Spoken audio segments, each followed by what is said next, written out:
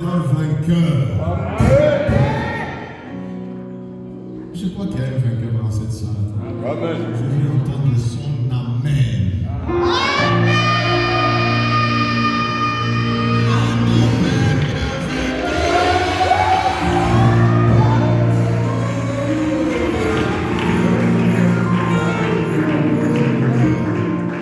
Que toute la gloire revienne à l'Éternel, notre Dieu. Nous bénissons le Seigneur pour sa fidélité et son amour, sa présence glorieuse parmi nous. Notre Dieu est fidèle. Alléluia. À lui seul soit la gloire et l'honneur. Ok. Nous allons prendre nos Bibles. Merci à vous. Chante. Nous allons prendre nos Bibles, nous allons faire la lecture, puis nous allons nous rasseoir une fois.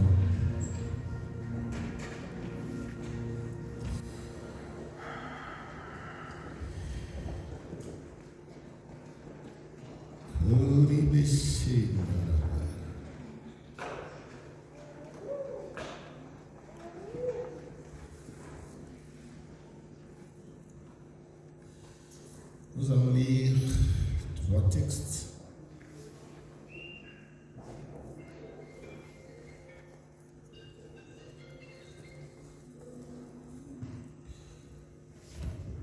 Texte de la Bible, premier texte dans le livre de Marc, chapitre 4. Marc, chapitre 4.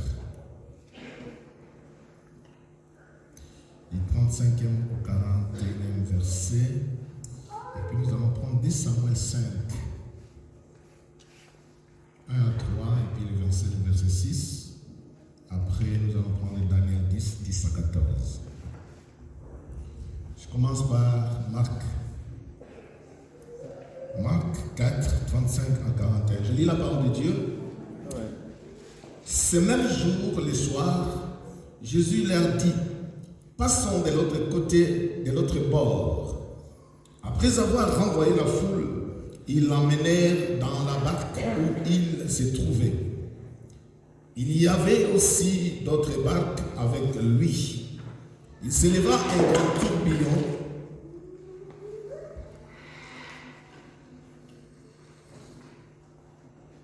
Il s'éleva un grand tourbillon et les flots se jetaient dans la barque au point qu'elle se remplissait déjà. Et lui, il dormait à la poupe, sous les coussins. Ils le réveillèrent et lui dirent, Maître, ne t'inquiètes-tu pas de ce que nous périssons. S'étant réveillé, il menaça le vent et dit à la mer, silence, tais-toi. Et le vent cessa. Et il y eut un grand calme. Puis il leur dit, pourquoi avez-vous ainsi peur? Comment n'avez-vous point de foi? Ils furent saisis d'une grande frayeur et ils se dirent les uns aux autres, quel est donc celui-ci à qui obéissent même la mer? 2 Samuel, 5e chapitre, 1er à 3e, puis verset 6e. Toutes les tribus d'Israël vinrent auprès de David, Hébron, et dirent, voici nous sommes tes os et ta chair. Autrefois déjà, lorsque Saoul était notre roi, c'était toi qui conduisais et qui ramenais Israël. L'Éternel t'a dit, tu paîtras mon peuple d'Israël et tu seras le chef d'Israël. Ainsi tous les anciens d'Israël vinrent auprès du roi à Hébron, et le roi David fit alliance avec eux à Hébron devant l'Éternel. Ils joignirent David pour roi sur Israël. Verset 6. Le roi marcha avec ses gens sur Jérusalem contre les Jébusiens, habitants du pays. Ils dirent à David, tu n'entreras point ici, car les aveugles même et les boiteux te repousseront. Dis avec moi, les aveugles et les boiteux te repousseront. Les aveugles et les boiteux te repousseront. Ce qui voulait dire, David n'entrera point ici. Daniel.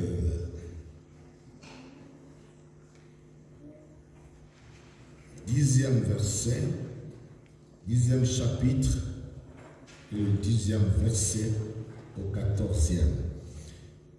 Et voici, une main me toucha et secoua mes genoux et mes mains.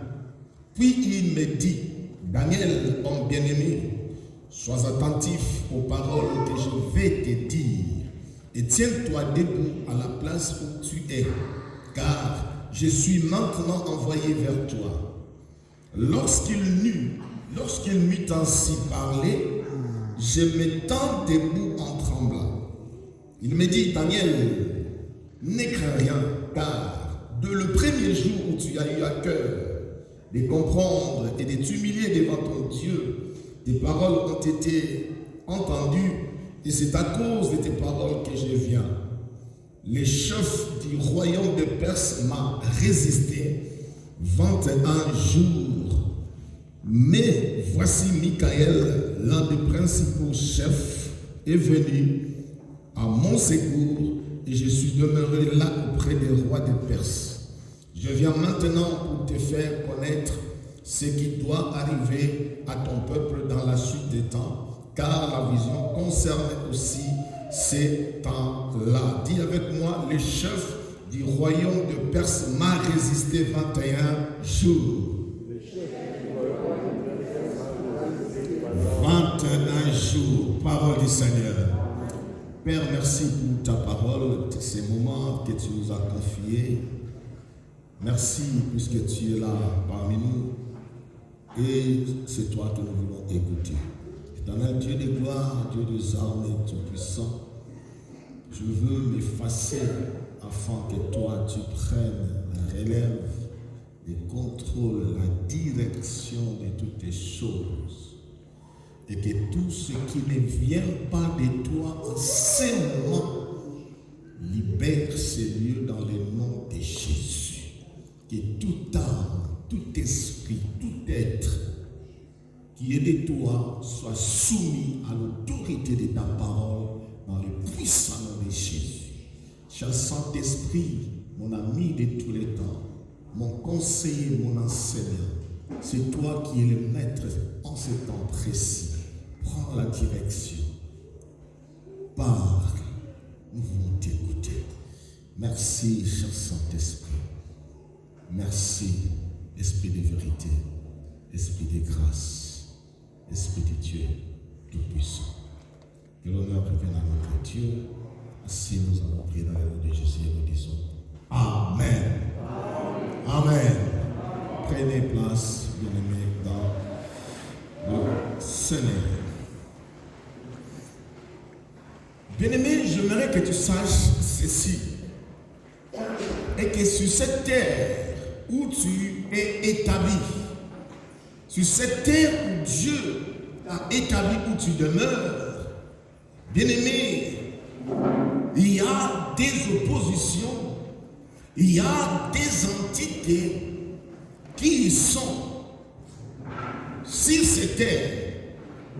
Pendant que toi tu es là, tu vis, tu manges, tu bois, tu fais des choses, mais sache-le qu'autour de toi, il y a des oppositions bien organisées par l'ennemi, les diables, n'est-ce pas? Et toutes ces choses, tout cela, c'est contre toi, c'est contre ta vie, c'est contre ta destinée, c'est contre, n'est-ce pas, la destinée de tes enfants, contre ta famille.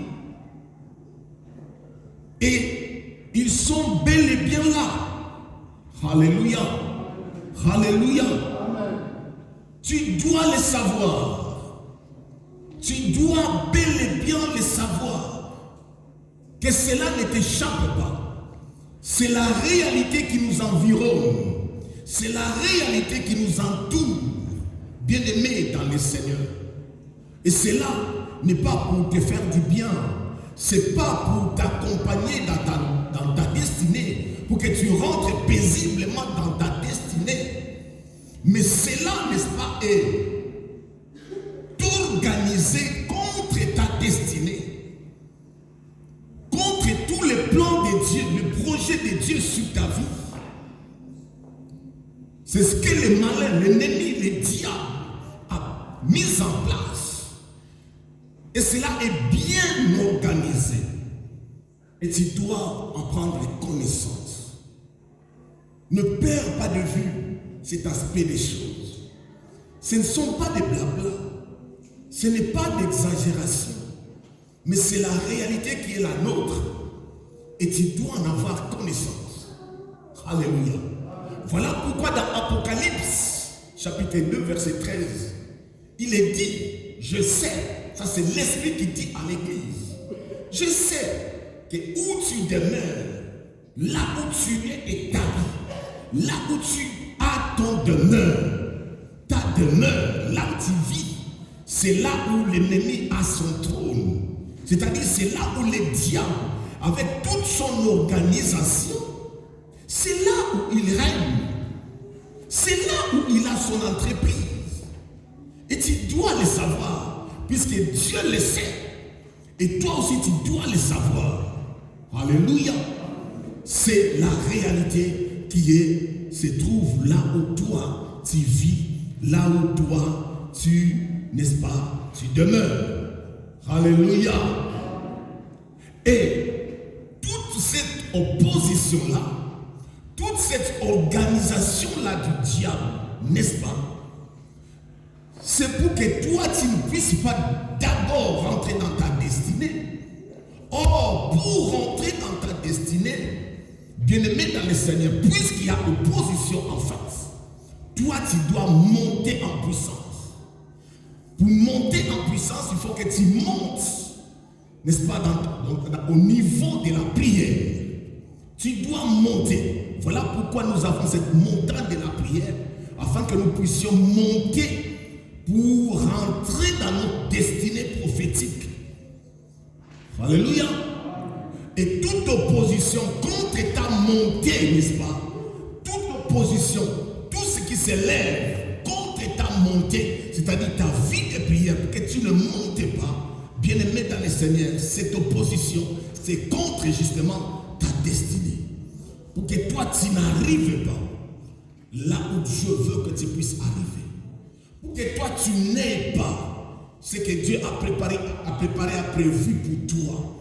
Pour que toi, tu ne rentres pas dans le plan parfait de Dieu sur ta vie. Dans le projet de Dieu dans ta vie. Que tu ne puisses pas vivre ces choses que Dieu a pourtant préparées et prévues d'avance pour toi. Alléluia. L'opposition est là pour ça. C'est le diable qui l'organise. Lui avec, n'est-ce pas, ses acolytes. Il travaille là-dessus. Nuit et jour, il travaille. La Bible dit qu'ils sont bien avisés même que nous. Bien avisés. Ils travaillent. Ils savent qu'il ne leur reste que peu de temps. Et en ces peu de temps qu'il leur reste, ils travaillent. Et c'est la raison pour laquelle toi aussi tu dois être conscient. Parce que pendant que eux ils travaillent de l'autre côté, toi aussi de ton côté tu dois travailler. Et nous notre travail c'est dans la prière. Voilà pourquoi nous devons monter, parce que la montagne de la prière. Tu dois monter des dimensions. C'est important. C'est nécessaire pour toi. Tu dois monter. Alléluia. Tu dois monter. Ça, bien-aimé dans le Seigneur, c'est très important. Et notre thème de cet après-midi, c'est vaincre les oppositions d'état destinée prophétique.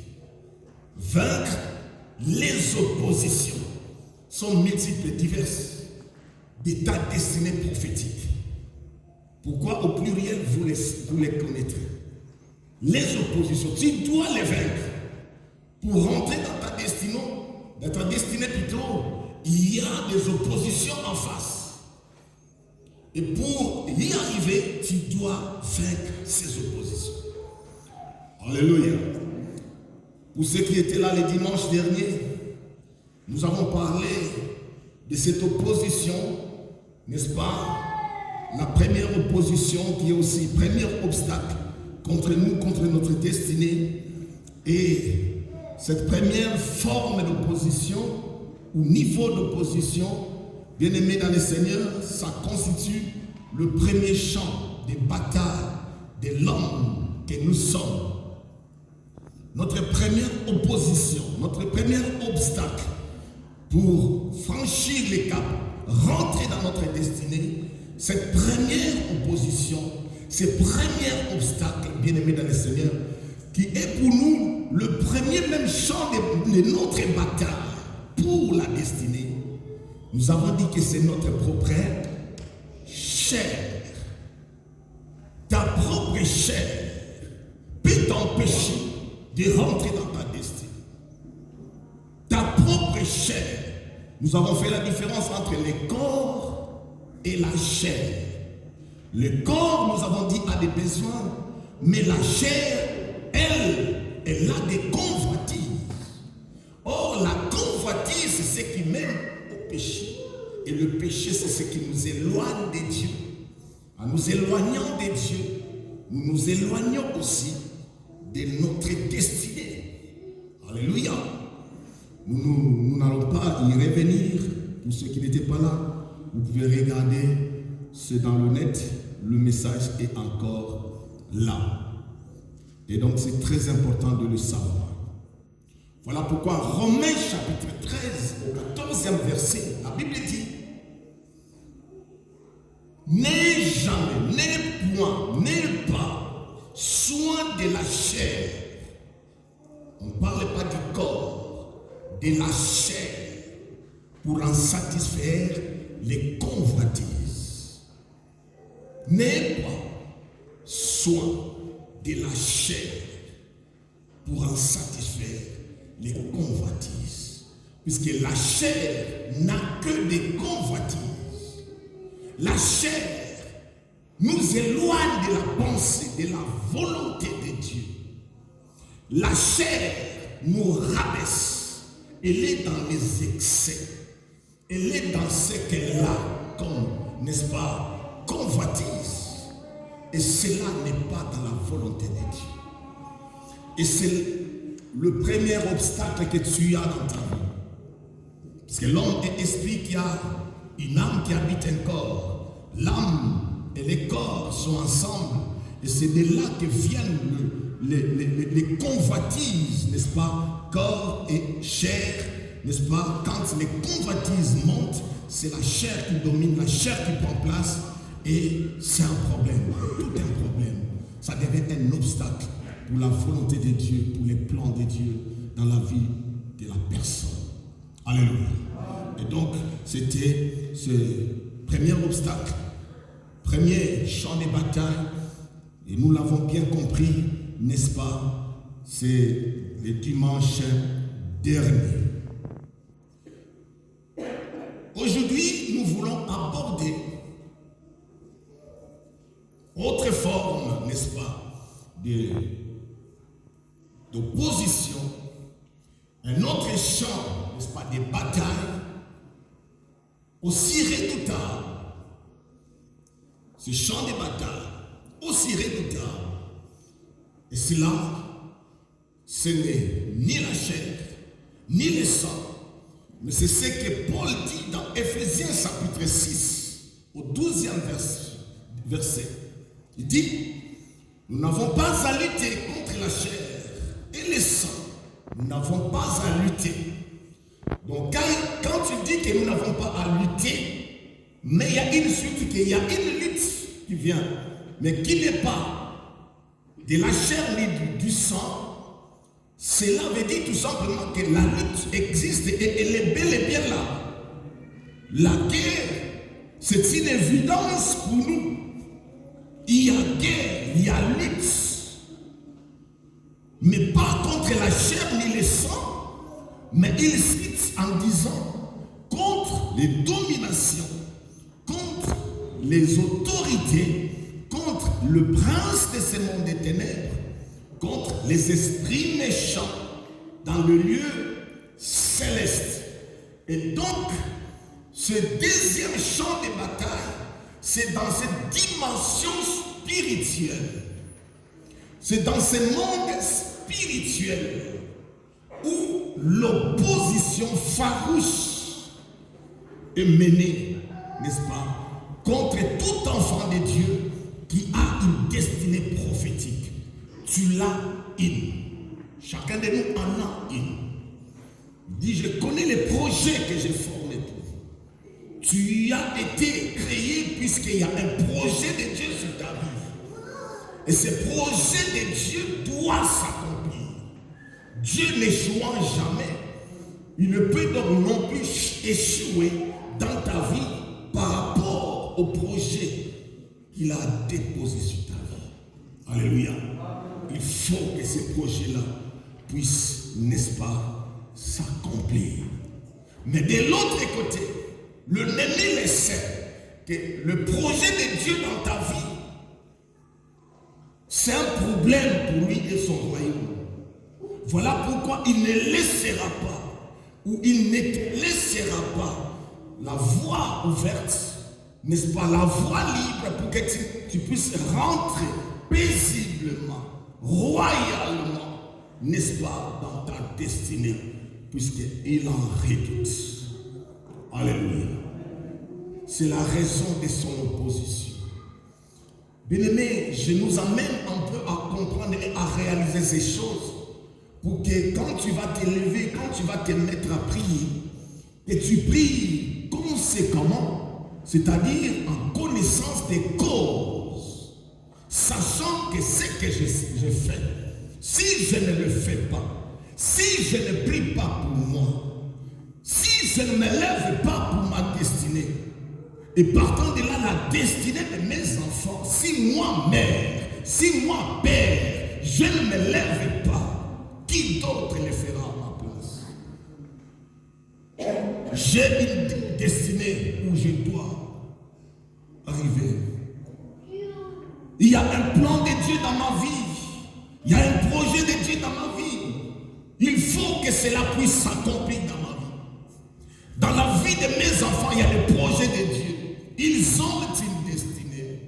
Et si moi-même, si moi père, je ne me lève pas, qui d'autre le fera à ma place?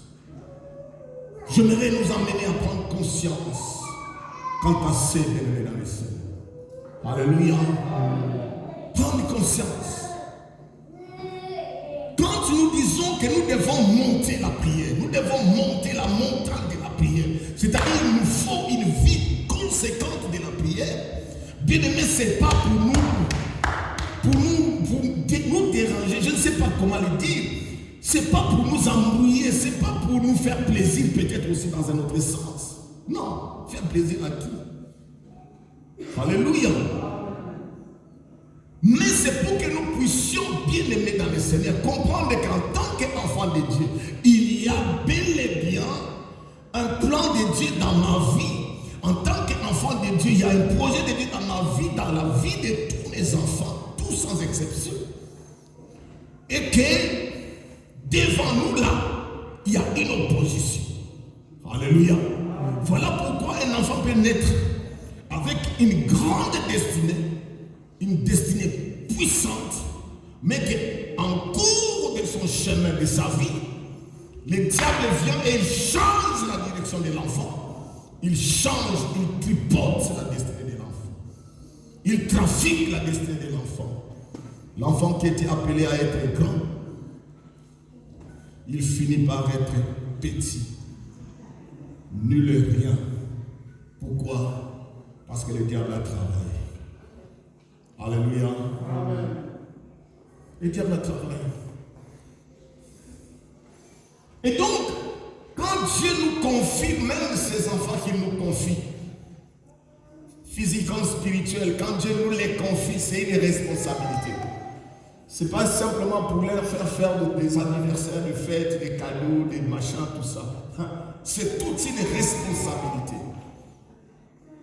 Maman, tu as une responsabilité, une lourde responsabilité. Papa, tu as une lourde responsabilité sur la destinée de chacun des enfants que Dieu t'a donné, vous a donné. Alléluia. Et donc c'est très important, bien aimé dans le Seigneur.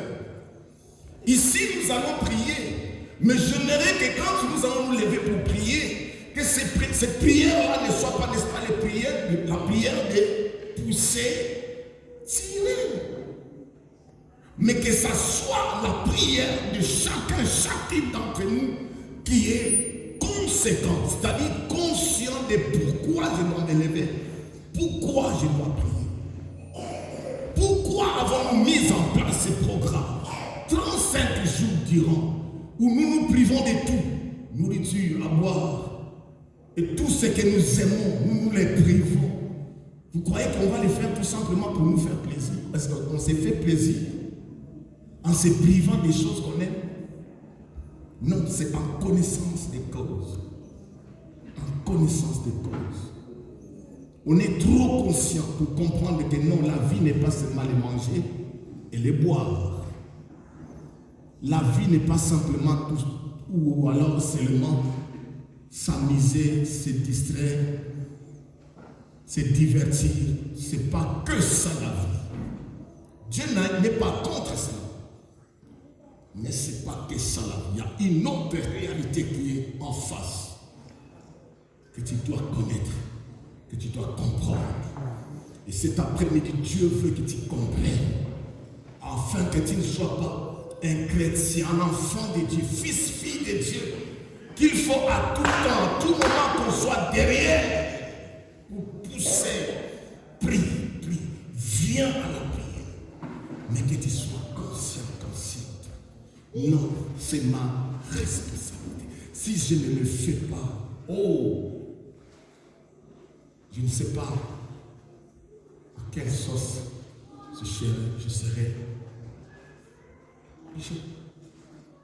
Mes enfants, à quelle sauce seront-ils mangés? C'est très important, bien-aimés dans le Seigneur. Les dominations, les autorités, princes de ce monde des ténèbres, les esprits méchants dans les lieux célestes, bien-aimés dans le Seigneur, toutes ces puissances-là, n'est-ce pas, c'est dans la sphère terrestre, la sphère céleste, comme dans les mondes marins. Dans toutes ces sphères-là, il y a ces puissances, il y a ces autorités, n'est-ce pas? Il y a ces esprits méchants, bien-aimés dans le Seigneur, sont là pour combattre les destinées véritables des enfants de Dieu véritables. Alléluia. Amen. Il y a dans toutes ces sphères-là, terrestres, célestes, comme dans des eaux marins, il y a ces puissances bien-aimées dans les Seigneur. Alléluia. Comme pour dire, si le diable n'arrive pas à t'arrêter, à t'atteindre sur terre, il va te suivre sous mer, même sous la mer. S'il n'arrive pas là au ciel, il a aussi ses puissances. Les esprits méchants dans les lieux célestes. Et donc, toutes ces sphères-là, bien-aimés dans le Seigneur, sont, n'est-ce pas, le diable a son armada, il a son armée à lui. Tout cela, ce n'est pas pour ceux qui lui appartiennent, ce n'est pas pour ses enfants à lui, mais c'est pour ceux-là qui ne lui appartiennent pas, c'est-à-dire les enfants de Dieu. Alléluia. Alors aujourd'hui, au travers de ces trois textes, nous ne serons pas courts, mais nous allons tirer des leçons dans chacun de ces trois textes que nous avons lus. Et nous allons comprendre, bien-aimés dans le Seigneur, que dans toutes ces sphères-là, il y a des puissances qui s'élèvent, n'est-ce pas, et qui combattent, qui s'opposent à ce que le plan de Dieu ne puisse pas s'accomplir dans ta vie. Alléluia. Dans Marc, au 4e chapitre, nous avons vu que c'est le Seigneur Jésus qui va dire à ses disciples que nous sommes appelés à passer de l'autre côté de la mer, de l'autre bord. C'était le temps, le moment où Jésus avec ses disciples devait passer de l'autre côté, puisque Jésus avait affaire de l'autre côté. Là où il était, la mission était terminée. Il fallait maintenant passer de l'autre côté. Et il dit à ses disciples, puisqu'il est omniscient, pourtant omniprésent, Il sait que c'est là maintenant que je suis demandé. Il faut que je passe de l'autre côté. Et ils sont montés dans la barque. En traversant la barque, la Bible nous dit qu'il y a eu une forte tempête. Le vent s'est levé et la barque commençait à être secouée. Et ils ont failli, bien aimés dans le Seigneur, chavirer. Et la barque, et eux qui étaient dans la barque, ils ont failli chavirer et périr. Alléluia. Et le vent en question, c'était l'opposition en face de Jésus. Pour que Jésus ne puisse pas traverser, aller de l'autre côté de la mer, tout simplement. Comment vous allez comprendre? Ici, il n'y avait que du vent. C'était que le vent. Si c'était un vent normal, le vent normal, on se déplie, on se démerde, et puis les choses s'arrangent, on continue les chemins. Mais ici, nous avons remarqué que pour que ce vent-là puisse s'apaiser, il fallait que Jésus prenne l'autorité et qu'il s'élève, qu'il donne ordre avec autorité, l'autorité du royaume, et dit, parlez au vent avec instruction formelle. Tais-toi, silence. Le vent va écouter l'ordre du Tout-Puissant. Et le vent, n'est-ce pas, s'est soumis à l'ordre du Tout-Puissant. Le vent s'est apaisé. Le calme est révélé. À tel point que les disciples étaient étonnés de voir que l'homme peut parler au vent et que le vent écoute la voix de l'homme et obéit à la voix de l'homme. C'est ce que le Seigneur a fait. Il a donné l'ordre et le vent, n'est-ce pas, a obéi à l'ordre qui lui a été intimé. Cela veut dire le vent en question, c'était l'opposition. Jésus voulait aller accomplir la mission pour laquelle il était venu sur cette terre. Et il savait que c'était là qu'il était demandé. Il savait qu'il y a des gens qui l'attendaient là-bas. Il fallait que l'évangile soit proclamé de l'autre côté. Alléluia. De l'autre côté, bien aimé dans le Seigneur, il y avait un homme qui était déjà dans le désespoir total. Et lui et toute sa famille, même toute sa ville de Gadara. On ne comptait plus sur lui. On disait de lui qu'il était fou, il était négligé. Il passait ses nuits même dans des cimetières. Il était abandonné. Possédé, n'est-ce pas, de 10 000 légions, qui fait plus ou moins 10 000 hommes, 10 000 démons. Et il devait passer là, Jésus devait passer là, pour sauver cet homme-là. De l'autre côté, il y avait une fille, jeune fille, qui était morte, n'est-ce pas, précocement. Ce n'était pas l'âge de mourir. Mais la fille de Jairus était morte de l'autre côté de la mer. Alléluia. Toujours de l'autre côté. Il y a une femme qui 12 ans durant, elle a cherché par-ci, par-là. Elle a consulté les médecins pour qu'elle soit guérie de sa maladie. Mais 12 ans durant, elle n'a pas pu trouver quelqu'un pour la guérir. Alléluia. Elle était là de l'autre côté. Elle l'attendait.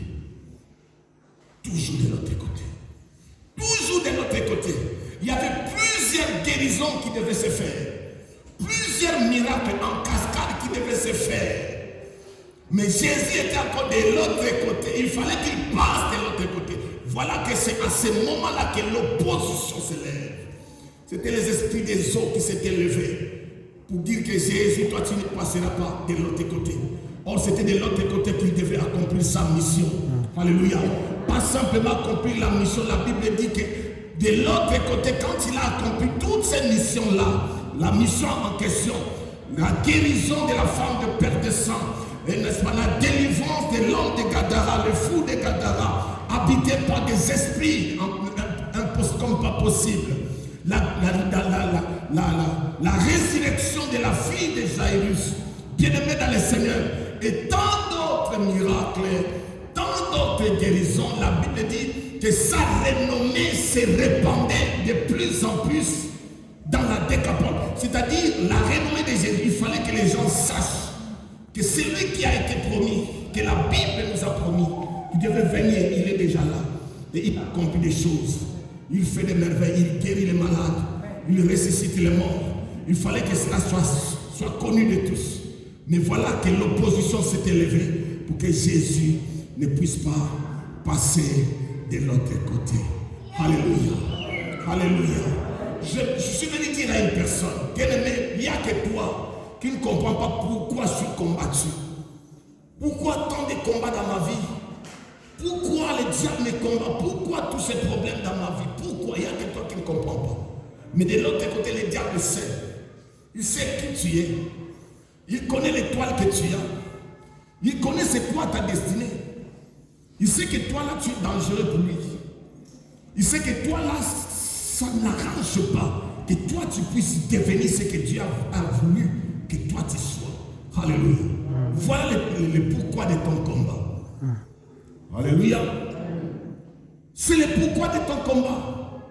Et dans cette affaire, c'est que le plus fort gagne.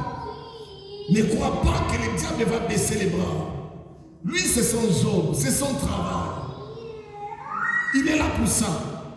Il ne peut que travailler, c'est son travail. Alléluia. Et tout ce que lui cherche, c'est que toi tu te fatigues, que toi tu baisses les bras. Il s'attend à ça. Quand toi tu vas te dire que non, je suis fatigué, toujours des combats, toujours des... je suis fatigué, lui va dire bien fait, ça c'est bien fait. Alléluia. C'est tout ce qu'il attend. Que tu te dises en tout cas je suis fatigué. Non, c'est tout ce qu'il attend. Alors je suis venu te dire jamais, alors jamais ne baisse jamais les bras. Alléluia. Jamais. Quelle que soit la résistance de l'autre côté, quel que soit le niveau, le degré de combat que tu peux rencontrer, jamais baisser les bras. Ne jamais baisser les bras. Alléluia. Ne jamais, bien aimé dans le Seigneur. C'est tout ce que le diable fait. N'est-ce pas? Attends plutôt. C'est tout ce qu'il attend. Alors ne fais pas, n'est-ce pas? Ne l'aide pas, ne l'aide pas. Résiste. Reste debout. Alléluia. Reste debout. Quel que soit le problème, quel que soit le niveau de combat, reste debout. Alléluia. Alléluia. Deuxième sphère. David, bien-aimé dans le Seigneur, il a reçu l'onction de la part de Dieu par son serviteur, les prophètes Samuel. L'onction était sur lui. Et le temps était arrivé où il devait maintenant régner sur tout Israël, puisque avant, il a pris la royauté, mais il n'a pas pris la totalité d'Israël. Mais lorsque le temps de Dieu était arrivé, et que les anciens d'Israël, tous les anciens d'Israël avaient reconnu que sur cet homme il y a l'onction, et c'est lui qui a reçu de Dieu, n'est-ce pas, lui, la capacité, le mandat pour nous conduire.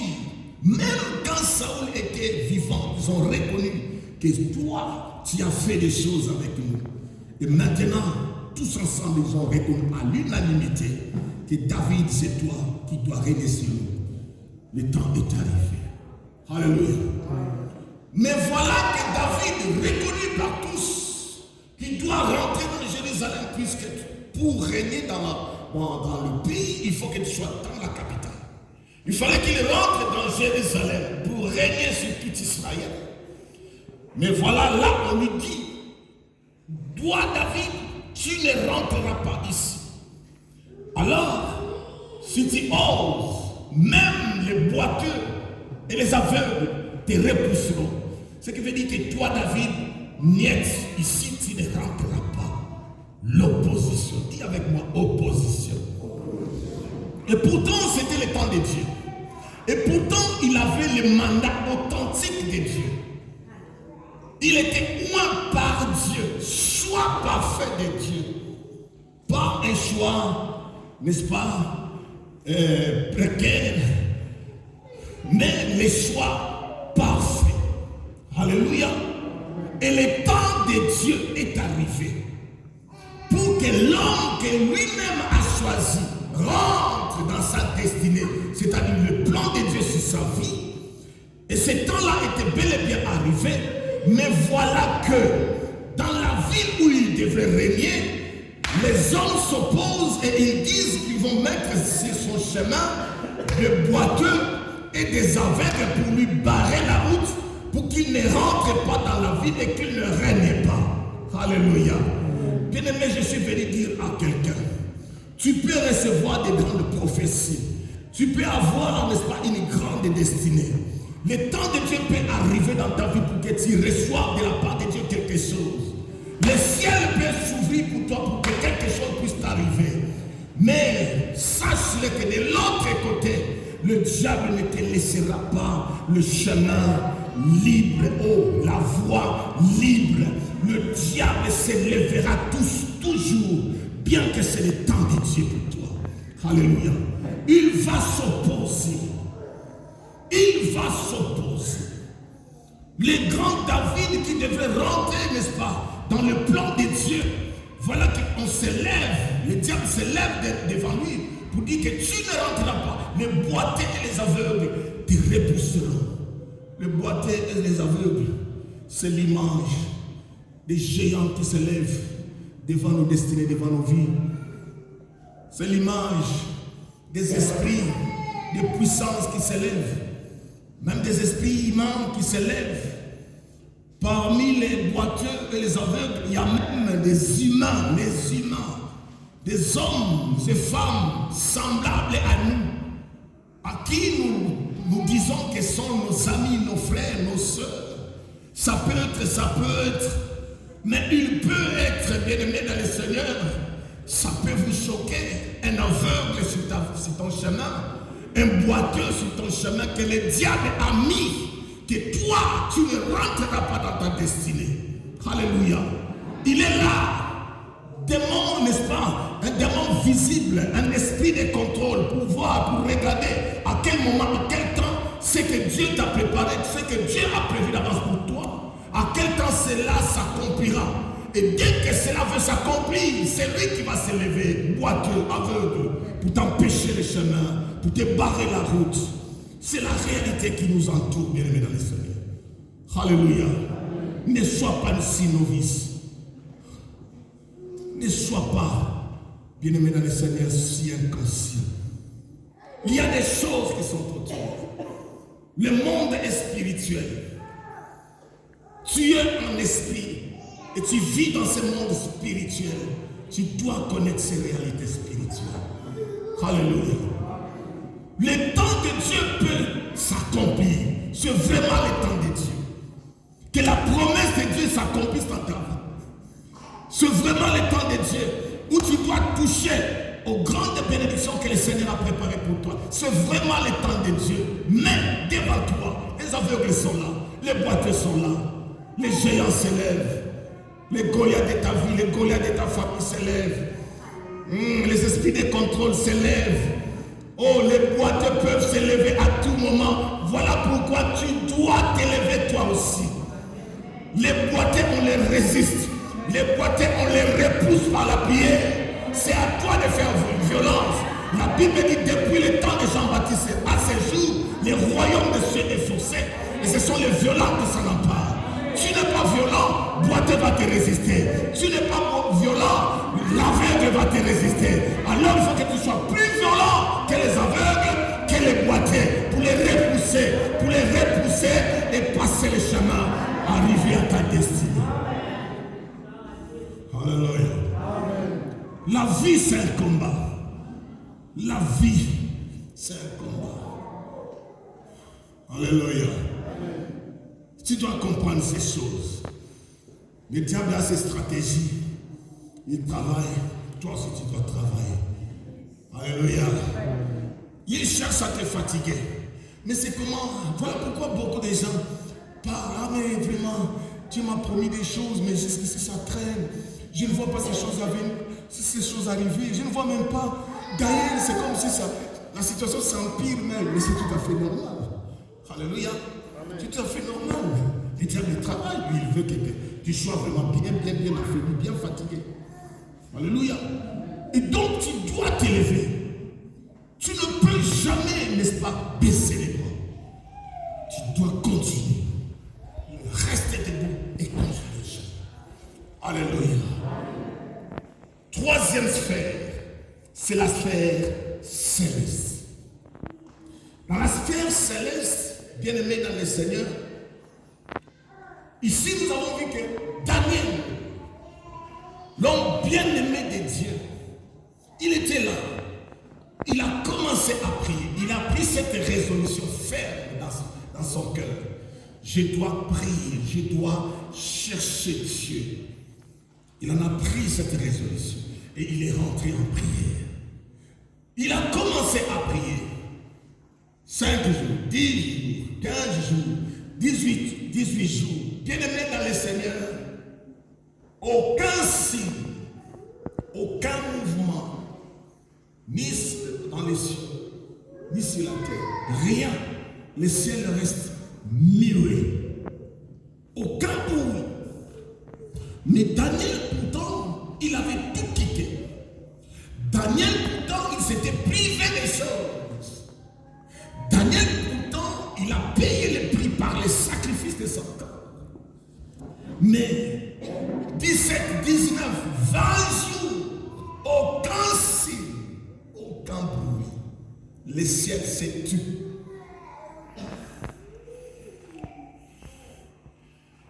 Bien-aimé, quelqu'un peut dire que maintenant, avec tout ce temps de jeûne, avec tous ces sacrifices que je fais, mais je ne vois rien du tout, je ne vois rien du tout. Je ne vois rien. Depuis que j'ai commencé à demander la chose, je ne vois rien. La situation ne change pas. Le problème, il est toujours là, il me regarde en face, moi je le regarde en face, et pourtant moi j'ai prié à Dieu, j'ai prié à Dieu. Mais Daniel, bien-aimé dans le Seigneur, ne s'était pas fatigué. Il ne s'était pas posé des questions pour l'amener à se fatiguer ou à baisser les bras. Daniel a persisté dans la prière. Il a persisté dans la prière. Et je veux dire à une personne, persiste, persévère, continue, bien-aimé dans le Seigneur. Alléluia. La prière, c'est notre part. C'est ce que nous devons faire. Mais l'exaucement, la réponse, c'est la part de Dieu. Et il en est souverain. Il est souverain. Il fait quand il veut, comme il veut. Et laisse-moi te dire que pendant que toi tu pries où il ne se passe rien, ne te dis pas qu'il y a aussi rien qui se passe dans le monde spirituel. Alléluia. Daniel pouvait bien se le dire. Ah, comme il n'y a aucun signe, comme il n'y a aucun bruit, comme le ciel se tue, donc c'est-à-dire, je n'écoute pas et il ne se passe rien, alors je suis fatigué, je baisse les bras, je m'arrête là. Alléluia. Or, ce que Daniel ne savait pas, c'est que dans le monde céleste, dans les sphères, la sphère céleste, il y avait des choses qui se passaient en sa faveur. Alléluia. Amen. Dieu, le Dieu que tu pries, il est le Dieu qui exauce toutes nos prières. Il écoute toutes nos prières. Amen. Mais le temps, c'est le temps de Dieu. C'est lui qui connaît, c'est lui qui sait en quel temps, quand est-ce qu'il va accorder la chose que tu lui demandes. C'est lui qui sait ce qui se passe dans le monde spirituel et il sait comment la chose sera décantée pour que ce que toi tu lui demandes puisse te soit accordé. Alléluia. Daniel priait, mais or, de l'autre côté, sa prière a conduit le ciel à envoyer l'ange qui a été précédemment envoyé pour débloquer la situation là où la bénédiction de Daniel était bloquée dans le premier ciel. Alléluia. Car quand l'ange était descendu vers Daniel, il lui a dit explicitement que dès le premier jour que tu as eu à cœur de chercher de le prier, le ciel avait libéré des choses. Alléluia.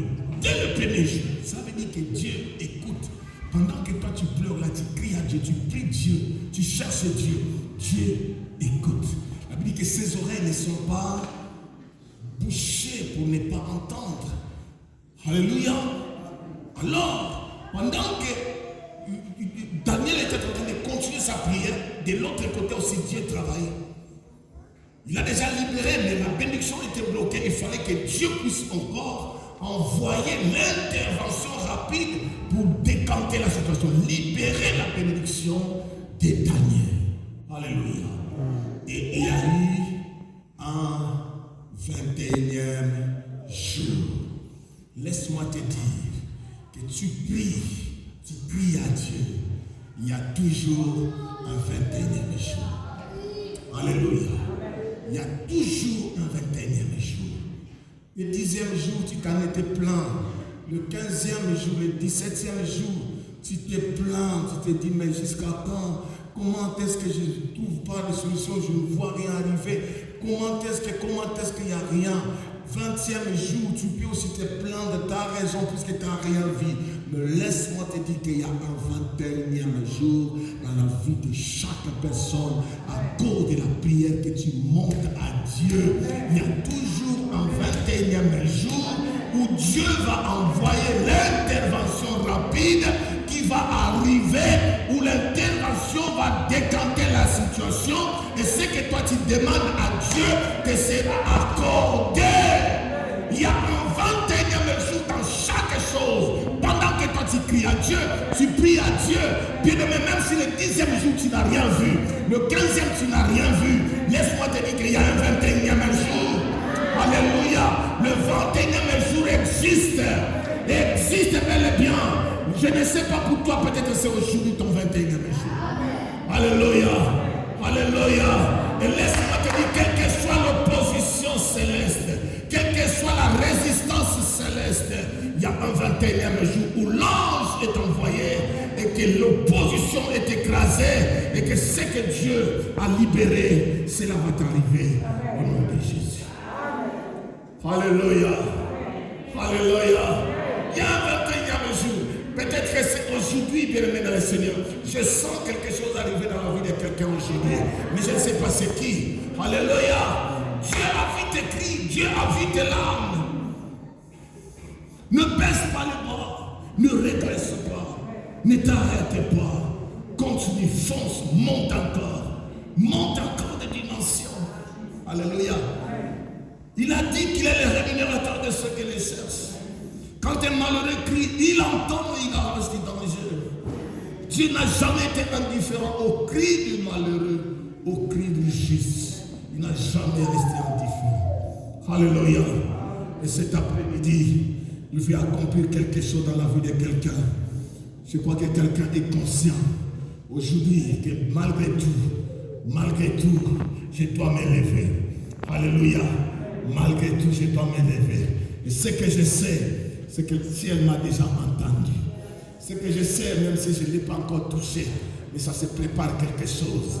Ce que je sais, même si cela a été bloqué quelque part, le ciel va intervenir et cela sera débloqué. Ça m'arrivera. Alléluia.